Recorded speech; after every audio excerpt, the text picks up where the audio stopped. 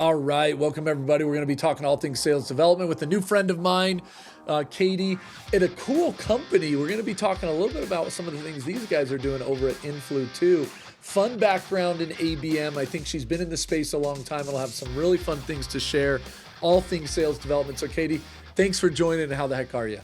Oh my goodness. Thank you for having me. I am very excited to be here. For everyone listening, my name is Katie Fenner. I am the VP of Sales Development at Influ2. We are a contact level advertising and intent company. And before Influ2, I was at a company called Sendoso that does B2B gifting for 5 years and was really bouncing around sales, dev, and marketing roles until I ended up doing both at a leadership level. So, really excited to be here. Yeah, man, we love Sendozo and the crew over there. It sounds like they're still crushing it, but you've moved on to something that sounds pretty fun in Influ too, which we'll get into in just a minute. So I want to jump in and hear a little bit about your take on, ABM and some of the transitions. But before Sendoso, your background, I'm always interested how people get in sales development, backing up, I don't want to go back to, 17 or 18 years old, but what was the thought process and how was the journey that kind of brought you into this world of prospecting and outbound and inbound and all that fun stuff? Yeah, so I know you said you didn't want to go back too many years ago, but I was born I 8 pounds, 7 ounces. No, no, yeah, we don't need to go that far.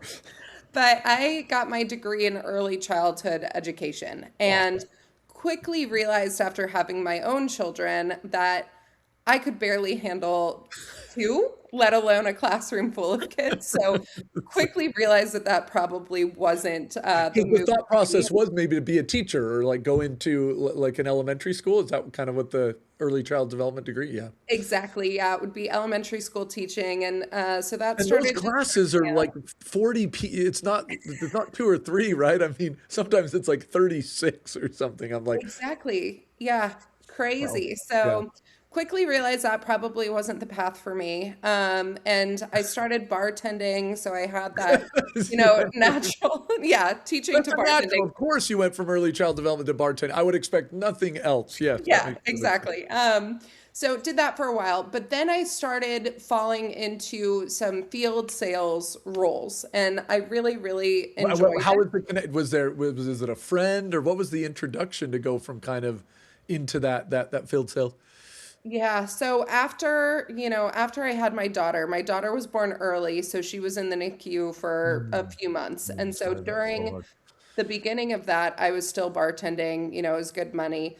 And but I quickly realized like I can't have these hours once she comes home. So I started looking online for, field sales You did? jobs. Oh, you just kind of you consciously you were just like, I'm gonna go look for some of these sales roles. Okay, okay. Exactly. Yeah. And so I started doing that and then I realized that, I didn't necessarily like being out in the field. I was selling dental payment processing And, software and to traveling like a banshee or no? yeah, yeah, Oh. I was just traveling from dentist office to dentist office. And Um, you got a brand new kid, and you're just like, what am I doing? This is hard. This is not working. exactly. Yeah. I mean, it was great and I learned a lot, but eventually I knew that I needed to find a remote role. Cool. And so, and I found a role at Grubhub back in the day and was doing field sales for them. And then Oh wow. eventually I found the remote role at Sendoso, which is really where my We're kind of like, B2B, yeah. yeah, I would And they say were small at that. I mean, you kind of caught them pretty early, so you were wearing a couple different hats, correct? yeah, exactly. So I started at Sendoso as an SDR in 2021 and really took ownership, I think, of our mission and our, evangelism at Sendoso. And I was so Right. into it that I quickly was bouncing through marketing and sales dev leadership roles until those things merged for me. So So that's kind of where you started to solidify it. And then as you got into it, it's quite a change from early child development field sales. yeah. You're now kind of a lifer. It's the remote, it's the people, it's the process. What kind of was like, I loved it. I really liked this aspect of it. Yeah, so I think where it all came together for me was all of these prior experiences I was able to bring into, this world. So my education background, very useful when you're leading an SDR team. I mean, really. And then I Well, I also, mean, it is. They're not obviously elementary. That's not the right, joke. right. But truthfully, the principles of Yeah, managing and teaching and coaching, I'm sure that actually was fairly relevant. So that's cool. exactly. Yeah, that's fun. Yeah. And then bartending, you have to have these very human skills. You have to know how to build rapport to earn To regulars. The strangers. same Yeah, thing yeah. transitions into sales very well. I love that. I love that. And just being a human and not a robot. And so all of these things just came together in this role, and I found that just my natural enthusiasm, I've always gravitated towards products and companies that I Mm, can fully stand behind and cheerlead yeah. and really shout from the rooftop. So I Cool. think That's all of super those helpful. combined are really what's led to my success in I love this. it. I love it. Cool. Well, yeah, I would love to dive into. So, talk to us high level. I want to get into kind of the concept that you guys are pushing at Influ 2, but um, how big is the team, or how, you give me kind of the big picture. What's going on at Influ 2 before we dive into a little bit of what you guys are doing? Yeah, so my team specifically, right? So I'll focus in on the SDR team at Yep. Influ. We have 10 reps spread Okay. across 4 countries, which is awesome. Wow. So very international team. It's a really special team to be a part of, and we every day are just pushing the contact level Pushing ABM, and yeah, yeah. Which, it's and then are you guys mostly, how do you break up kind of inbound and outbound? You do, everyone is a mix there, or you kind of break that up some different way? Yeah, so traditionally at Influ2, inbound has been completely owned by marketing, and Okay. there has been, one person plus some automation that handles inbound completely. My team Mm, is 100% outbound. outbound, Oh, driven I'm glad I by asked. Influ2 signals. So Got it. 80% of our pipeline is Influ2 driven. Yes. Okay, that's great. I'm glad I asked that distinction. So you're really focused on the outbound, which often is the harder of the two. I think most people would agree. So Oh, you yeah. mentioned a lot of that is driven by kind of the inflow to signals. So I'd love to hit this idea. You guys talk a lot, and you've talked a lot about the change in ABM, contact level versus account Yeah. based level ABM, and um, what's going on there? I know Sixth Sense, we know demand based. All of us have been around that, but how do you kind of differentiate? What's this kind of going on with Influ 2 there? Yeah. So legacy ABM platforms give you a buying stage prediction at the account level, which is, of course, useful for marketing air cover. It has been our status quo for years. But the problem that we all experience is that it collapses individual buyer behavior into an average. And telling an SDR that enterprise company Acme Core is in market is essentially useless. Acme has 5,000 employees.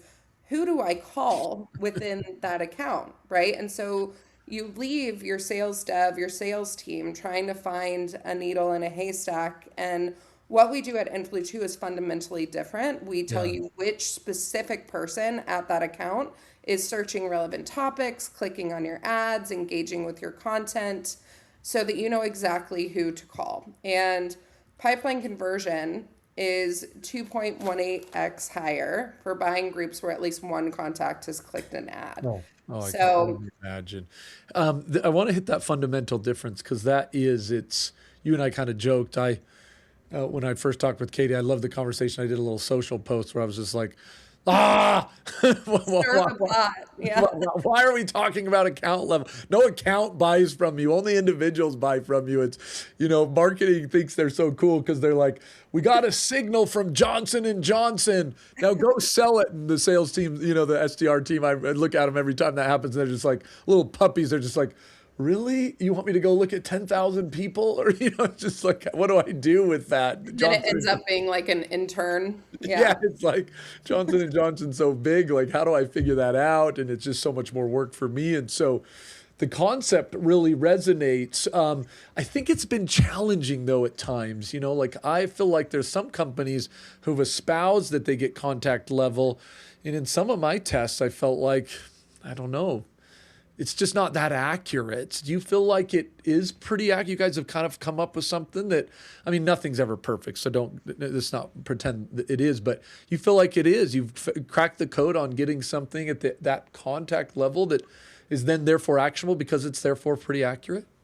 Yeah, correct. So a lot of these platforms do claim contact level. Right, they do. I'm thinking of one in particular where we would have web visitors. Back at Sendosa, we were using them, and like 80% of the time, this data was incorrect. I was going to say, I mean, I've seen probably 50 to 75% inaccuracy on Yeah. average. 80s, yeah, but I'm like, God, is this even worth it if only like, it's just a different play if only 10% of the time it's accurate. Correct. Yeah. So the way that our pricing model works, I won't get too into it, but we charge by reached contact, or each package includes a number of reached contacts, Hmm. and we only report on that unless we are very, very sure that it is that Wow. exact person. So Fascinating. So you've that really made it that's your never been job. an issue, yeah, for us, which is great. Fascinating. Cool. No, look, I think it's super powerful. And the word signals, I think, is becoming more of a more readily acceptable term. I've liked it because I felt like ABM. I just have never liked ABM. It was always a little bit vague. It was all, what is ABM? It's everyone just had to kind of. I actually think sendo, gifting. Some people would be like, ABM to me is gifting, and I'm like, it Hmm. is. So I feel like signal-based marketing is just a nice, more tangible way to do marketing or sales. I think the challenge then people run into next is like, okay, cool. I love the account versus contact level, but what are the signals I should be then looking at in order to really action drive?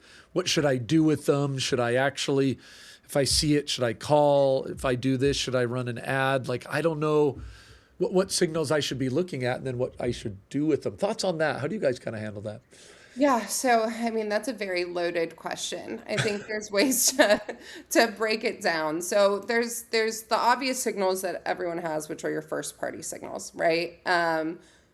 Those we can talk about in a second. When you're talking about signals that you're getting through a signal tool, Yeah. right? For us, and I mean, I can speak to the signals that we offer. We're offering contact level intent signals across social, third party content, ad engagement, and search, even zero click Mhm. search, right? So that's a lot of signals.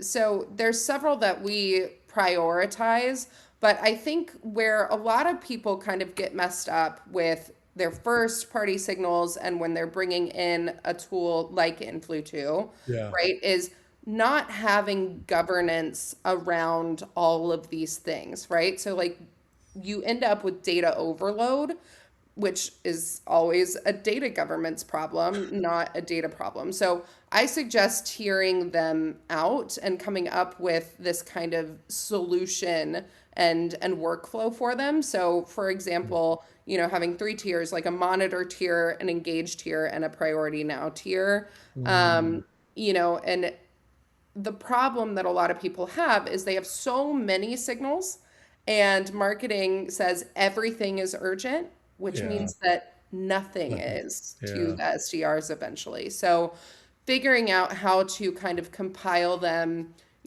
create looking at your closed one deals, saying, okay, which signals have resulted in closed one deals and what stacking of signals, right? What combination, and then prioritizing accordingly is usually the way that you're going to see the best results. I love that. I think, yeah, I love that kind of the monitor, engage, prioritize kind of categorization you were talking through. I think that's super helpful. You mentioned kind of the ad click.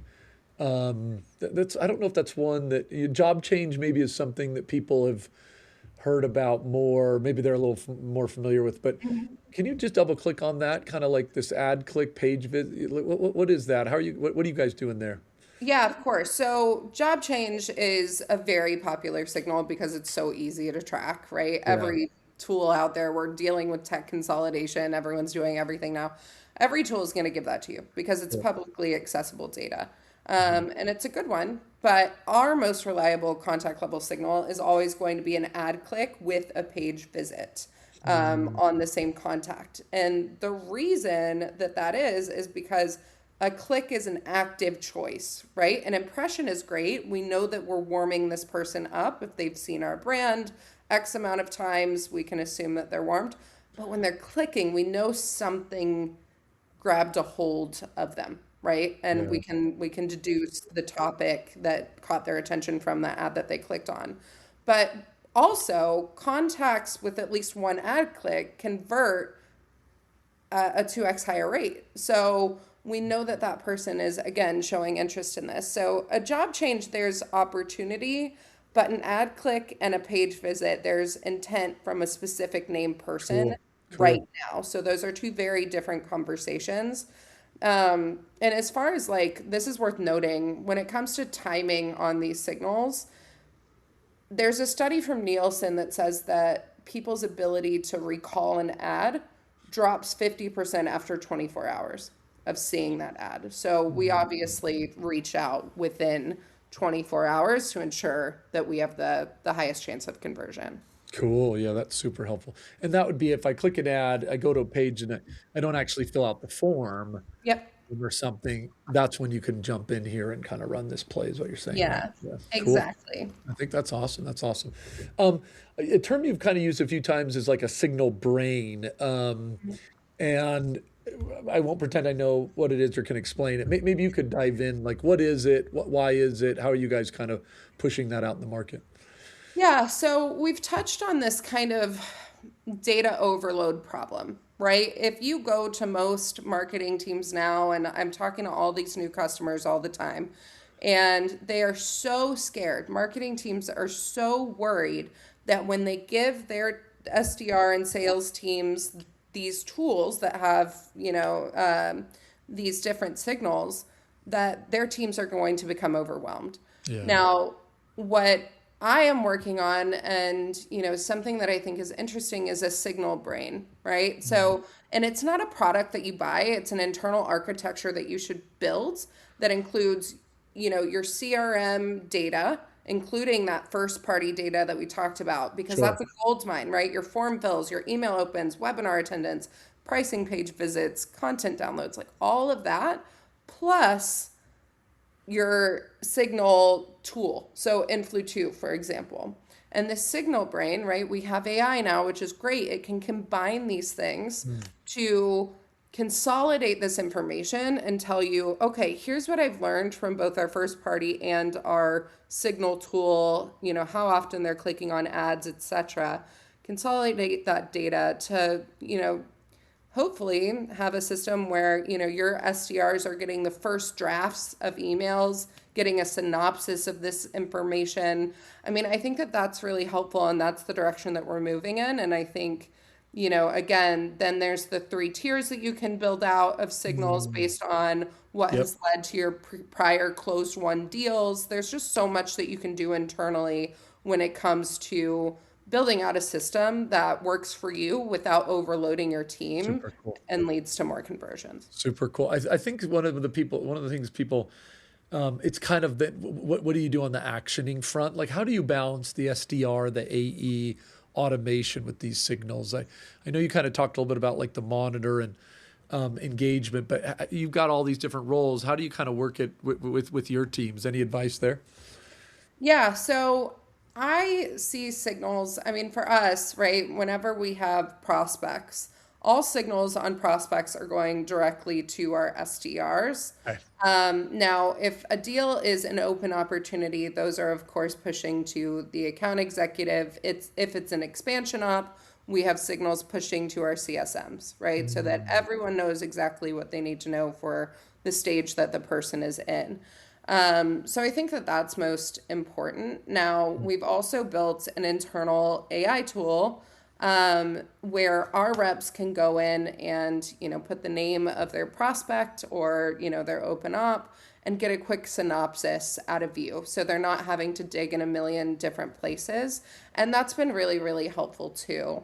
Yeah. Yeah. Um, I like you that. know, I I mean, like prior to AI, like 60% of, I think that's the stat, 60% of a rep's day was spent on just these manual tasks where they're digging for information, etc. And so this kind of you know, data layer, the signal brain that you can build now with tools like AI helps to eliminate that time spent on these manual tasks. Fascinating. No, that's super helpful. Okay, I know our time's coming up here shortly. Maybe just one or two more. I'm curious if you could give a specific example. We've kind of talked about the idea and the theory, but maybe a high intent signal Mhm. where you guys, what actions it triggered, or kind of what you, just so we can kind of see it maybe in a flow or in a little bit of a illustration here. Any quick thoughts on that?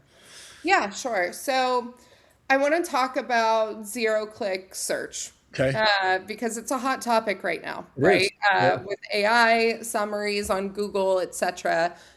58% of searches now are ending in zero click search, where they don't actually click on a link. Now, most people cannot track that. We can with our signals, which is really cool. Oh wow. So the playbook for those specifically is same day that we get that signal. We know Jane at Acme has seen our contact level ads. We will reach out within 24 hours. Our SDR will get a Slack alert. They reach out referencing the specific topic that Jane searched for. Not a cold email, right? We're not necessarily calling out, hey, Jane, we know you just Googled this, but we are going to talk about contact level ads and how we can help there. And Mm, then we're also going to layer in an ad journey to where, Jane is getting, hit on different. completely different information, right? So she sees the one that she saw, and then she'll be moved on to a different one with maybe a case study. Once she sees that 10 times, we move her on to a webinar ad, etc.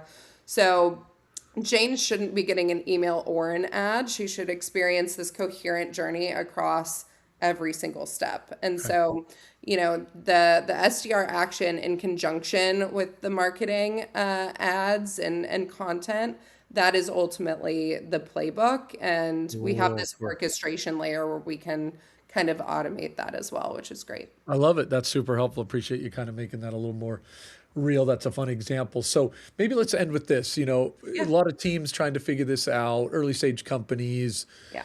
Maybe they can't afford Influ 2, but they've heard about signal based stuff. I'm just curious what you'd kind of give advice on, like, how do you start this signal journey for companies? Yeah. Well, I think here's the thing. They have signals, right? Just as is. Your own website plus job change alerts, publicly accessible information, hiring Yes. alerts, Yes. funding alerts. They're unglamorous signals, you could say, Yep. but almost nobody acts on them appropriately and with speed. Yeah.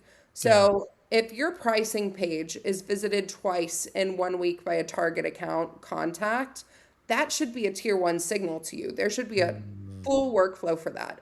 Do you have a workflow for that? Most teams don't, yeah. right? Yeah. And then I would say pick 5 signals that you have access to that Okay. correlate with your closed won deals, Cool. and then build that system. Every signal should have a named owner, an SLA, a full workflow. Love it. Love it. Yeah, Love it. Love it. that would be And my do best you, on the advice. messaging part, you alluded to this, but maybe just so I got it. With signals, do you typically do you find you should highlight those in the reach out in the workflow, or do you try to keep it a little more strategic? So website visitor or job change, hey, I saw you were around our page or visiting us, or how do you coach people to do that? Yeah. So I think publicly accessible information is good to call out directly, right? So, Gabe, if you posted about contact level intent and you were my prospect, obviously I'm going to call that out. Hey, Gabe, Love it. saw your post, yada, yada, right? Perfect. Job change, same situation. Hey, congrats on the new job, yada, yada. Got it. Yeah. But when you're talking about third party content downloads, ad engagements, page visits, Website visit. Yeah. that sort of thing, my general rule of thumb for our team is to look into the topic and what caught their attention, right? Is there a Mm, stat in the ad that I could pull in, but don't necessarily call out the action. okay. Okay. That's where you kind of Very cross that interesting. line. Very interesting. All right. Well, my free 30-minute consulting with Katie is now complete. No, it's so great to have somebody I think, again, we're hearing more about signals, but it's fun to have somebody who's so to say, neck deep in kind of doing it, operating, thinking about it, executing on it, etc. So awesome, Katie. Really appreciate the time. If someone wants to get in touch with you, learn a little more about Influ 2, what's the best way to do that? Yeah, find me on LinkedIn. I am notoriously very, very bad at email. So just I shoot caught me. her on LinkedIn actually, so I can vouch that she did respond. So I've tried that. Find me on LinkedIn if you are interested in Influ 2. Obviously, look us up. But I am more than happy to have these 30-minute calls with anyone who's curious about how they can leverage the signals that they already have in a more effective way. Or just to chat about anything and everything. So I'm available. Katie has some very cool stuff going on in her life. So yeah, if you want to call her and just chat, she's an interesting person, I'll tell you that. So plenty to talk about. Katie, again, thanks so much for the time. For the audience, have a fantastic day.